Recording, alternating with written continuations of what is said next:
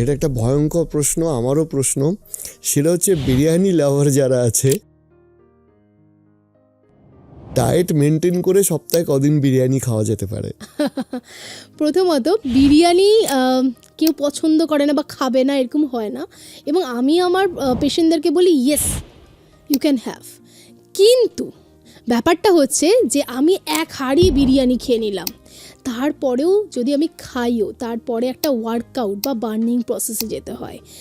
এবং আমি আমার পেশেন্টদের যেটা সাজেস্ট করি যে তুমি বিরিয়ানি খাও, তুমি মোমো খাও, তুমি যেটাই খাও, তার একটা পোর্শন আছে। তোমার ক্যালোরি কতটা আছে সেই বুঝে যদি তুমি বিরিয়ানি বা তোমার কাবাব হতে পারে বা ফ্রাইড রাইস, চিলি চিকেন হতে পারে, যে কোনো কিছু যদি ঠিক পরিমাণ মতো ইনটেক করতে পারো, তাহলে কি হচ্ছে এক্সেস ক্যালোরি ইনটেক হলো না এবং এক্সেসিভ বার্নিং প্রসেসেও আমাকে যেতে হলো না। কিন্তু আমার স্বাদ মিটলো, আমার শখ পূরণ হলো, কিন্তু আমার ডায়েটটাও হলো।